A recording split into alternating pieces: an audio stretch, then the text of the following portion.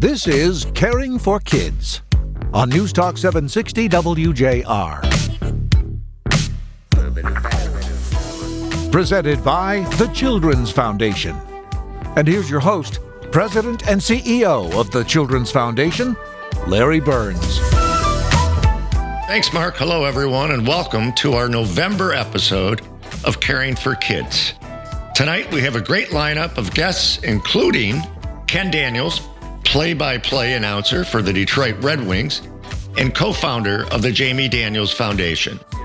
We have Steve Jbara, our newest foundation trustee, and Monica Turnbull, CEO of the Boys and Girls Clubs of Muskegon, Lakeshore. It's all coming up next on Caring for Kids, here on the great voice of the Great Lakes, WJR.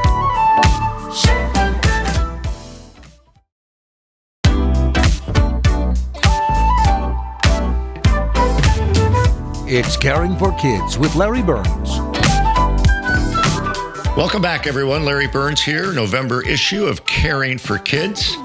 With me now is Ken Daniels. As everybody knows, Ken is the play-by-play announcer for the Detroit Red Wings and also co-founder of the Jamie Daniels Foundation. Ken, I want to start out first by congratulating you for winning a Michigan Emmy for your play-by-play work on Bally Sports earlier this year, and I know that has to make you feel pretty good. It does, and it was a good year for our Bally sports team because we're also voted in a poll of more than 5,000 in the athletic subscription sports service to be the number one broadcast team in the National Hockey League, not just locally. Yep. Yeah, but so many from outside the market. But in regards to that Emmy, that was the same night that the Jamie Daniels Foundation Roast of Brett Hull won an Emmy in the special programming category. So I was really proud about that, because in front of that room and those who were involved, and Alex Asaf, our producer, and her wonderful team, Jeff and Ken, who did such a great job on that show. Our third roast that we've done to raise funds to battle substance use disorder. So as much as my Emmy was nice, Larry, I said to people before that night, I said, if I could win one of two, I'll take the Jamie Daniels Foundation roast victory for Brett Hull, and we got that. So that was... Absolutely, and you had 2 for 2, so congratulations. So let's continue to talk about the Jamie Daniels Foundation. You and Lisa are the founders of the Jamie Daniels Foundation. In partnership with the Children's Foundation over the last several years, we've raised over $1.5 million, mostly done by you and Lisa in the roast and other activities. You are now funding, originally the script said 7, but as of this week, it's 9 collegiate recovery programs in the state of Michigan. And so tell our listeners a little bit about collegiate recovery programs and why you feel these are important to fund through the Jamie Daniels Foundation.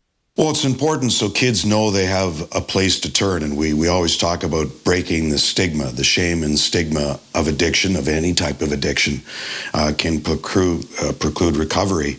And I know just when Jamie was there and in his freshman year and rushing for the frat and the things that those kids had to do at ATO, which wound up, that frat closed down a year after Jamie left, I couldn't believe it. And Jamie said to me at the time, whether you're... I don't even want to get into what they did, Larry. It was disgusting, right. And I don't like it. But I know when Jamie got through that, feeling as a kid when you're a young man and you think, boy, he said to me, Dad, if I can get through this, I can get through anything. Well, obviously he couldn't get through anything. And that time it toughened him up, I guess. And then you do to others as had done to you, and that is the frat life, and the cycle just carries on.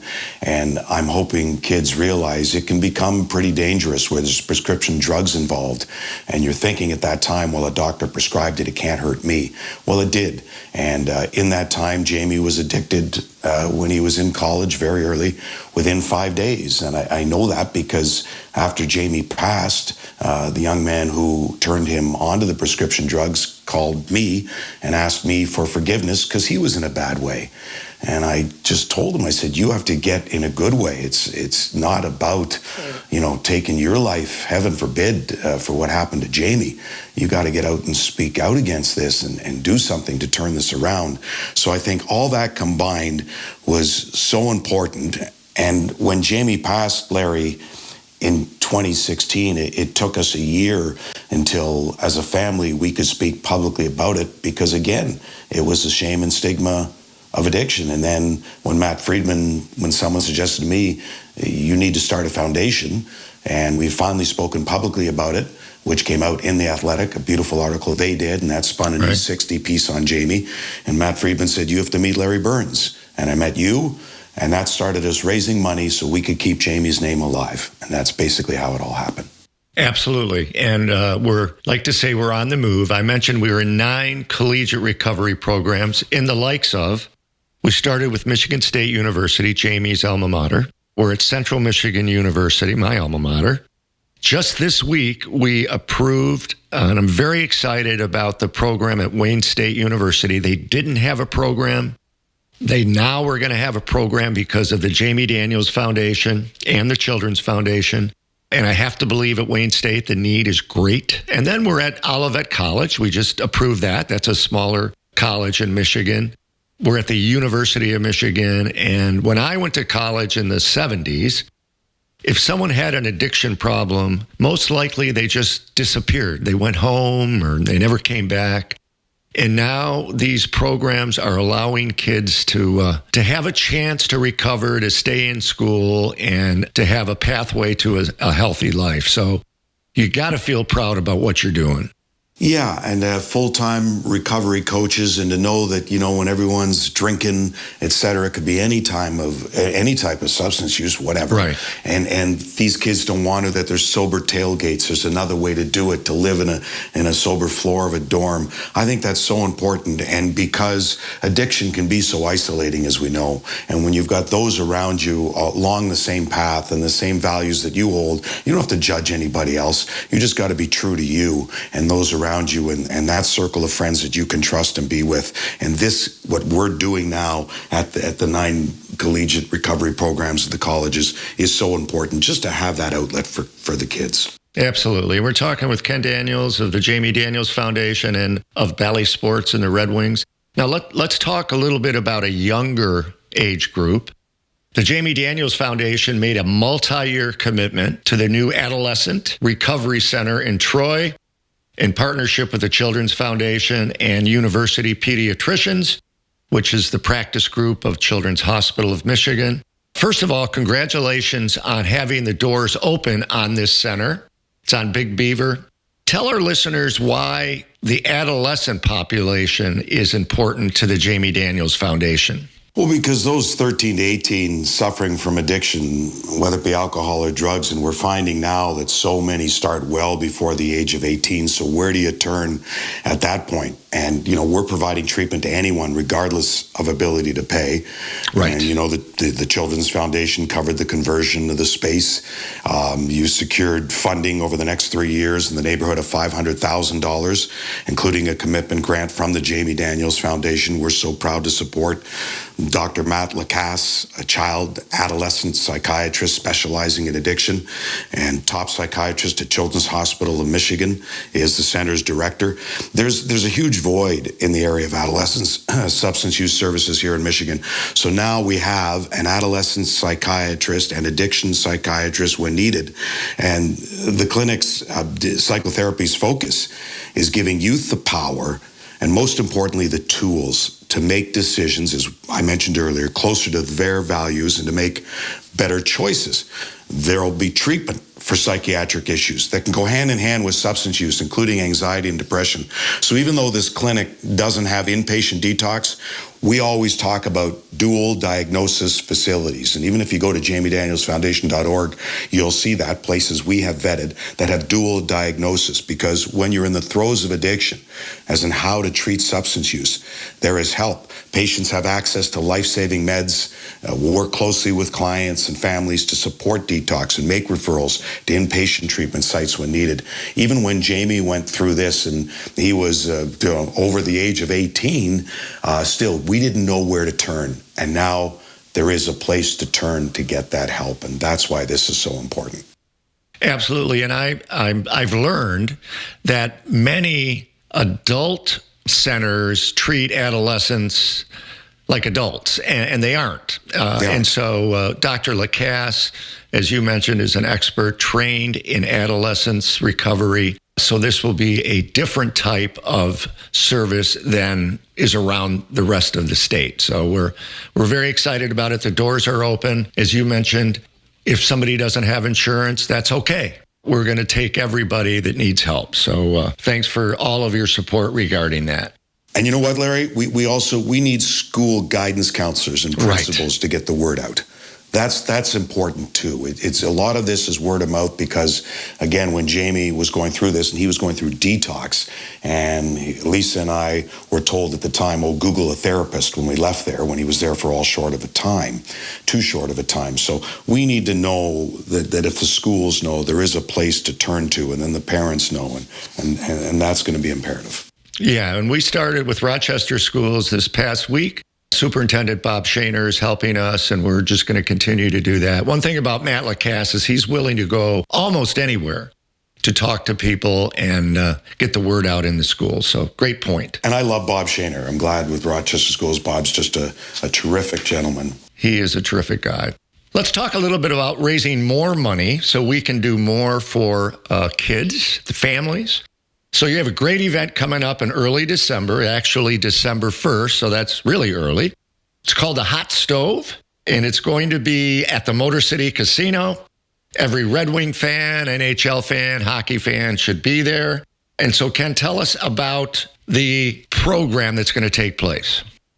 Well, you say early December, and I say early morning, too, although the festivities are from 8 till 10 in the morning at Motor City Casino. And when we talk about Hot Stove, Larry, it goes back to the Hockey Night in Canada days of television in the 50s and on radio when they used to sit around the old hot stove in the intermission and they would tell stories. I remember Foster Hewitt, right? Yeah, sure. Yeah. I'm old. I remember all that. Well, you're not that old.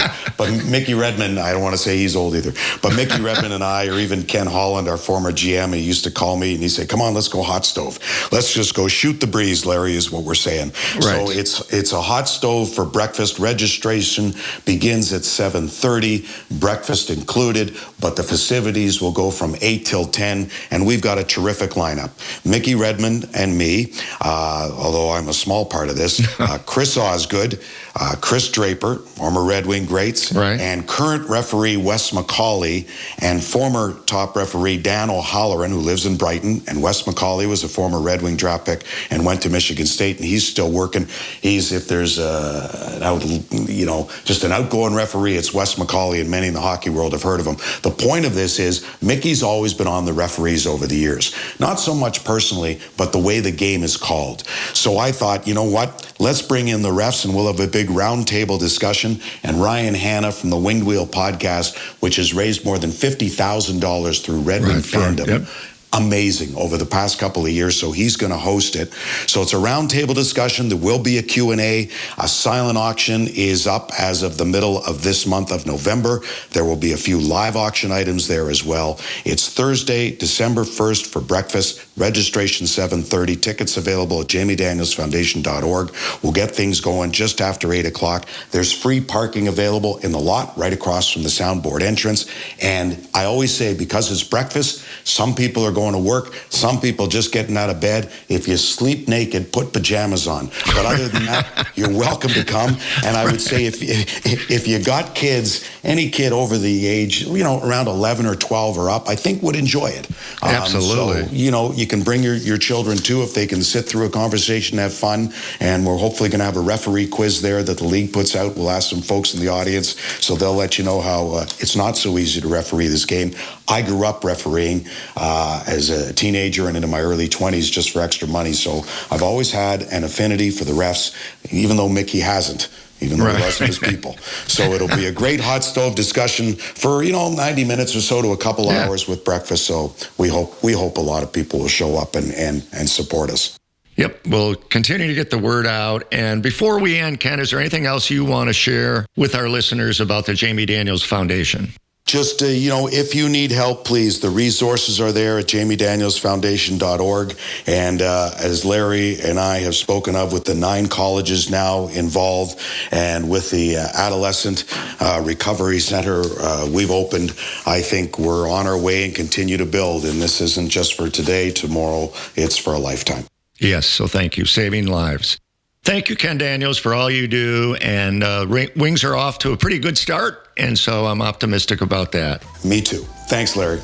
Thank you. That was Ken Daniels from the Jamie Daniels Foundation and our Detroit Red Wings broadcaster, Emmy Award winner. And coming up next is Steve Jbara. Steve is our newest foundation trustee and a true entrepreneur, so you don't want to go anywhere.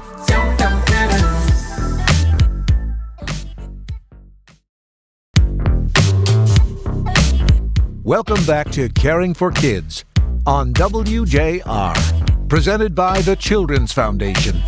Welcome back, everybody. Larry Burns here, Caring for Kids November edition. Joining me now is our newest Children's Foundation trustee, Steve Jbara.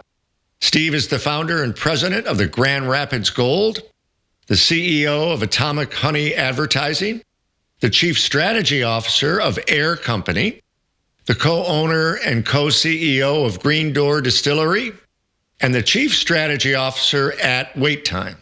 He's very busy, and we're delighted to have Steve not only on the show, but involved now with the foundation in a permanent way. So Steve, first of all, welcome to Caring for Kids and to the board. We're so fortunate to have you involved.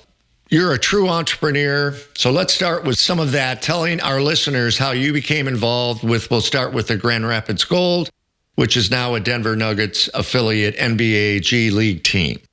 Yeah, well, Larry, thank you so much for having me, and I'm ecstatic to be a part of the foundation now. Yeah, my career's been relatively interesting. I graduated from college and I started working at Ford Motor Company in Detroit, and one day just kind of wanted to punch above my weight class a little bit and go have a nice steak dinner, and ended up kind of in a conversation at a bar with Joe Dumars, who was the general manager of the Detroit Pistons at the time, and kind of took the steps to then get into minor league basketball. And again, we for about 8 seasons we were affiliated with the Detroit Pistons, and as of recently we've changed over to the Denver Nuggets. But yeah, essentially it was a happenstance occasion where I happened to meet Joe, and the team was pretty underway, but I was able to kind of wiggle my way to get the bid. And I was from West Michigan, and right. And I thought the team would be well suited in kind of the Grand Rapids area, and away we went. I think I was 24 at the time, so now today we're actually kicking off our 9th year in Grand Rapids, and we're at a new venue, Van Andel Arena downtown, so we're ready to roll. Well, the Children's Foundation has had a really strong partnership with the Gold over the last several seasons.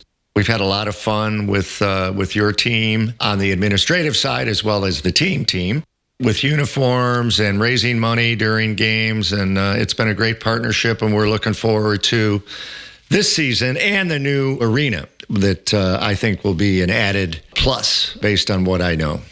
Yeah, I think so too. And I think it'll help shed light not only on our franchise, but obviously the partnership. And I've always thought and do think, and part of what the reason I want to be on the foundation and I'm proud to be, is I think it's a perfect fit in West Michigan. And I think it's opportunistic that we're starting to be a little bit more aggressive in this area, because I think some of the things we're doing at the foundation level fit in perfectly with what the community needs here in West Michigan. Yeah, absolutely. And for those that don't know, Steve Jbara, our newest trustee, sort of splits his time between West Michigan and southeastern Michigan. So he's just about everywhere.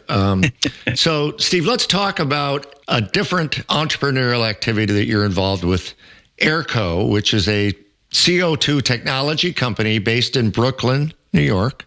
I said you're everywhere. Tell our listeners about the technology, but also what it produces and what it does for different organizations. Yeah, sure. So all over the place is accurate. New York, pretty much every other week. Air Company is a carbon conversion company. So what we're able to do is take CO2. We run it through our system that Dr. Stafford Sheehan has created in Brooklyn, and we're able to get essentially two different outputs. We get methanol and we get ethanol. This catalyst that was invented at, pressurized against carbon. Again, Larry, you know me, I'm not a scientist and been working with the business for 5 years, but essentially the two outputs we get from carbon are ethanol, methanol. We take the methanol and we're able to create a jet fuel from it. And so now we're serving a few different airlines, in addition, NASA, as well as the Department of Defense. And then on the ethanol side, we add water to that, and we're creating alcohol-based products. So we create a vodka, sanitizer, fragrance, and we'll kind of be rolling out a few other projects. But the essence of the business is we're able to kind of take pollution and create usable products from it. What we like to say, goods that do good. Yeah, that's awesome. And I have to say, I've had the vodka, and I'm a big fan. You ready for a refill yet? I am. And that was sort of my quiet way of saying, Steve, I'm out. No, but it's very good. So, and that's in Brooklyn. And how did you get involved in that? Can I ask? Of course, yeah. So I was taking a extended study kind of course at Harvard.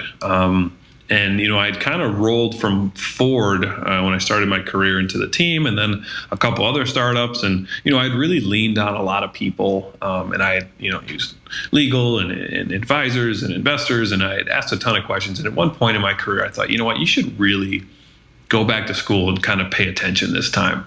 And so I got into the Harvard program, and I met one of the co-founders of our company there. We actually both were dropping out of the class at the same time. And so we kind of struck a kinship, and about 2 years later, we had put kind of the basis of the company together, originally based off of just ethanol products. And one day our CTO was kind of tinkering around, and he said, a good use for this methanol could be jet fuel. And we said, boy, yeah, of course, that's a great opportunity. That's right, yeah. So, but essentially, that was how it was. It's funny, my career, whether it was meeting Joe or meeting the air company partners, it's kind of just been a situation over the course of whatever I was doing, where I ran into somebody and enjoyed their time with me, or they enjoyed getting to know me, or whatever. I've never been the smartest guy in the room, but I think a little bit of ambition and good timing, and genuinely. And Larry, you know this best, but just treating people good, leads to a lot of opportunities. It does. Yeah. And then that's one of the many reasons we're so delighted you've joined the board. So let's talk a little bit about some of the other activities you're involved in.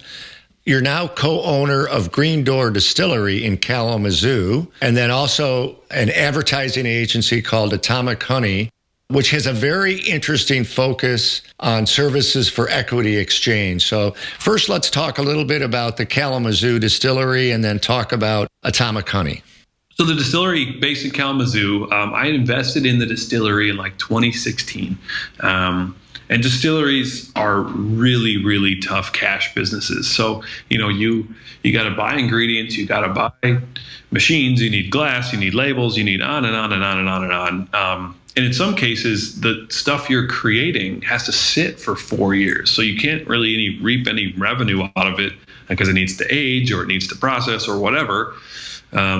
Even the stuff on the shelves, they're paying you net 120. You got to put another bottle on the shelf before you get paid for the one that's sold. So all that to say, that was the essence of the business when I kind of got involved. And so over the course of a couple of years, there was a lot of capital calls and different things. And, I'd always participated. And up until recently, I wasn't necessarily super aware, but I diluted a lot of people out of the business because I was one of the few that were actually participating in the calls. And so, took a look at the business once got more involved, because I think I started as just about 5%, and wanted to do something in Kalamazoo, which was my hometown. And so Atomic Honey, that's in southeastern Michigan, correct?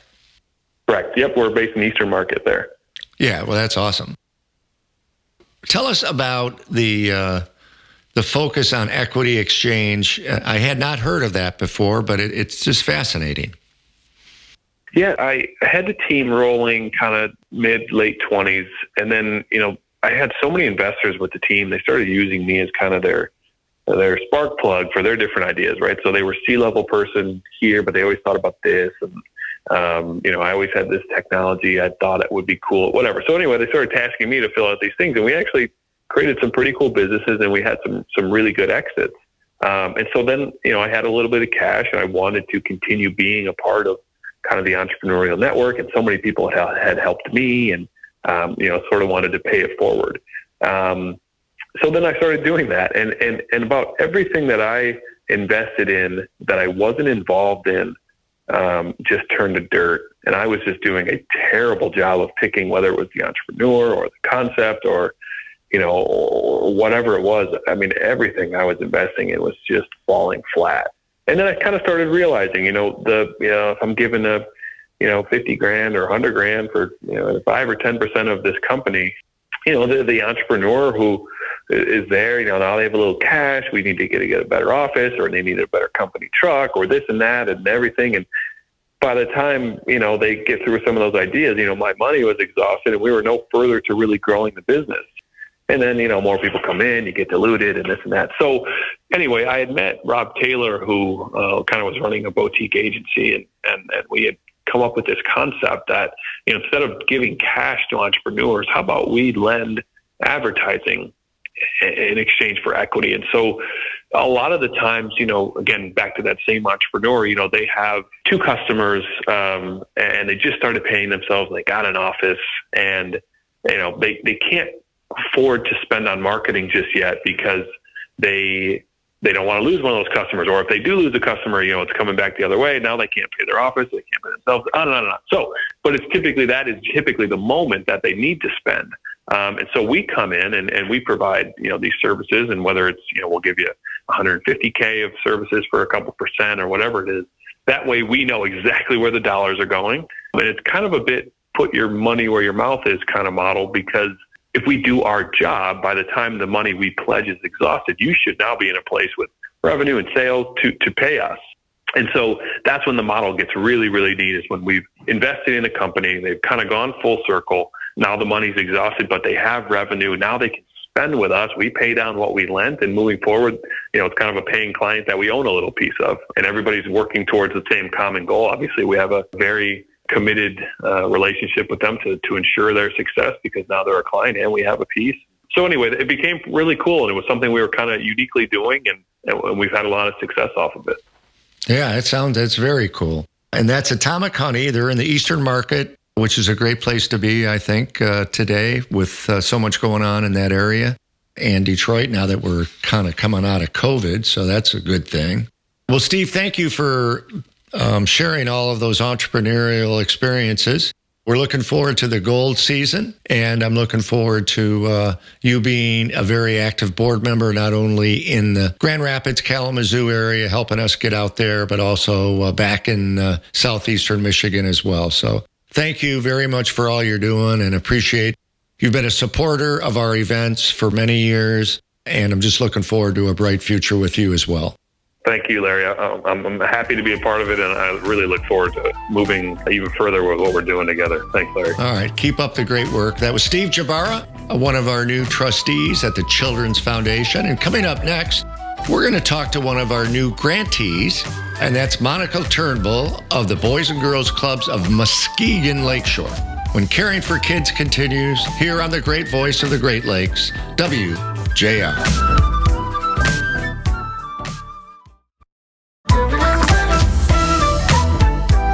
Welcome back to Caring for Kids on WJR. Presented by the Children's Foundation. Once again, here's Larry Burns. Okay, welcome back, everybody. Larry Burns here, Caring for Kids, November issue. With me now is Monica Turnbull. Monica is the CEO of the Boys and Girls Clubs of Muskegon Lakeshore, a position she's appointed to earlier this year. And I also have to note that she's a CMU grad, so fire up, Monica. Yeah, fire up chips. Absolutely. And so, Monica, tell our listeners how things are going in Muskegon, just in general, how you think things are going. Yeah, so things are great over here in Muskegon. We have several capital campaign projects going on, and we're just the economic status of Muskegon's going well. People have kind of cleared out as far as our tourist season goes too. So we're getting back in the swing of things over here in Muskegon of our normal, and things are looking up. We have a livability lab that was just completed last week, and so we're Boys and Girls Club is currently working with a team that we are collaboratively engaging youth to be more civically involved in community leadership. So we're working through with other local partners on that and giving youth a voice and tools. That's awesome. I'd like to learn more about that. Yeah, absolutely. Just because we started a program where we are working with 3 high schools in Detroit with students and teaching them about philanthropy and granting money and, developing future leaders. It sounds like Muskegon's doing the same thing. Yeah, that'd be great. I'm happy to share that with you. Yeah, that would be cool. So my colleagues Jill and Carrie and I had the opportunity to visit Muskegon in August. We were a sponsor of the Alexander Zonchek Jazz Festival, which was awesome. We also had the opportunity to tour your facility, which is undergoing some exciting renovations. So tell our listeners about the renovations, and then we can talk a little bit about the grant that the Children's Foundation made. Sure. Wasn't that festival great? Oh, it was so good to hear all that music. So it was good. The music, the weather cooperated. It was great fun. Yes, it was amazing. So our capital campaign construction is currently underway, and it is very exciting over there. So we have a almost $10 million renovation of a space that was formerly a fitness center. So we are completely through our demolition phase. We are working through building those new interior walls. So in our facility, we are located on Muskegon Lake, so we do have access to the waterfront on our property. It has to be one of the only Boys and Girls Club that's on a body of water. Oh my gosh, yeah, I would imagine so. Yeah, it was very, very cool to see that outside area. So congratulations on that. Yes, Thank you. Yeah, and it provides access to the lakefront for our youth too, which is just amazing because they don't necessarily always get that opportunity to take advantage of the water and water safety. So, yeah, and that's part of the funding you all gave us is for the aquatic education. Yeah, and one of the things I was impressed with, among many, was the size of your pool. It's a big pool. It's huge. We have a 6-lane, 25-meter lap pool. So, we love having the waterfront and the pool, and aquatic safety and education is so critical for our youth.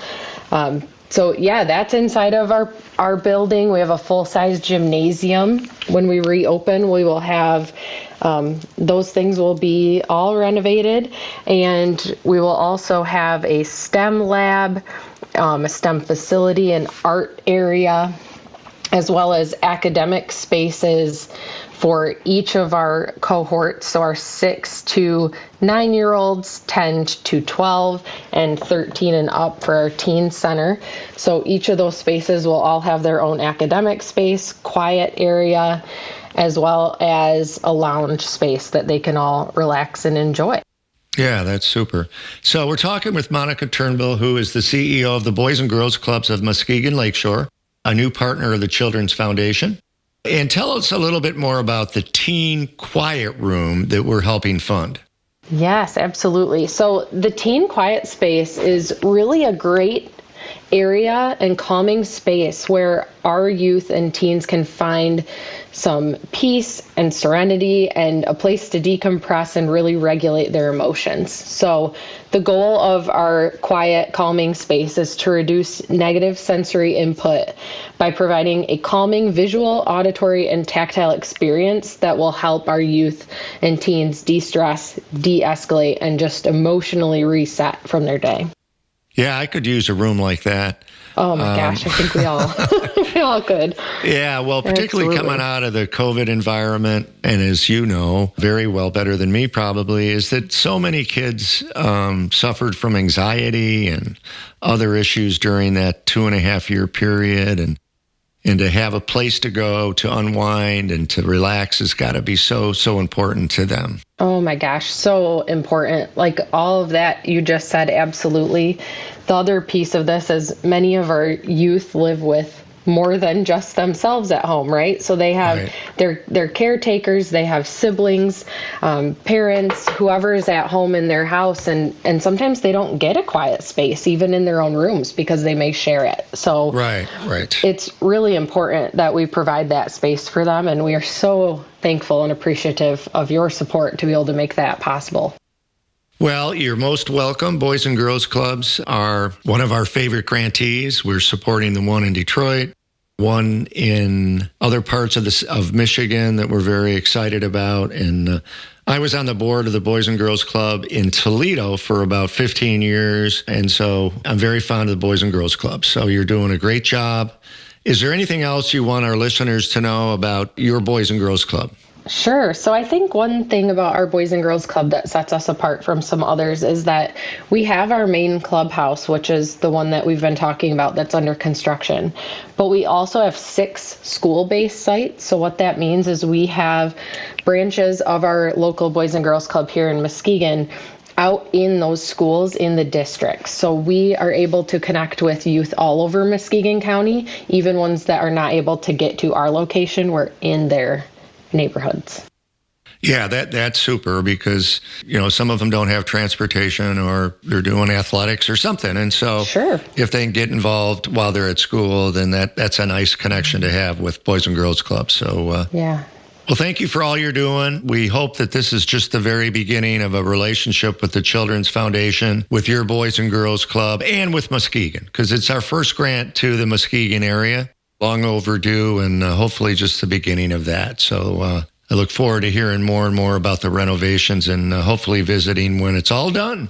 Yeah, that would be amazing. And thank you again for the opportunity to come and tell everyone about what we're doing here in Muskegon and how you have supported us. And we are so thankful. Well, you're most welcome. And so Monica Turnbull, CEO of the Boys and Girls Clubs of Muskegon Lakeshore, thanks for all you're doing. And when we come back, I'm going to tell you more about the Children's Foundation and what activities we got coming up over the next several weeks. So don't go anywhere.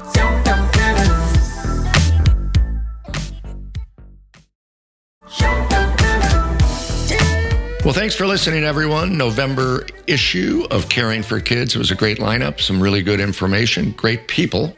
A few things I wanted to mention. Again, the Jamie Daniels Foundation will be holding a one-of-a-kind hot stove event on December 1st featuring Ken Daniels and Mickey Redmond at Motor City Casino. It's a breakfast meeting starting at 8 with registration beginning at 7:30. Visit jamiedanielsfoundation.org for more information. And then also the Adolescent Addiction Recovery Center in Troy is now open and accepting patients. This is a vital resource for youth battling substance use disorder that is made possible through funding from the Children's Foundation, the Jamie Daniels Foundation, and many other generous donors. To schedule an appointment or for more information, call 248-377-8717. Thanks for joining us. Onward. Caring for Kids with Larry Burns on WJR has been presented by the Children's Foundation.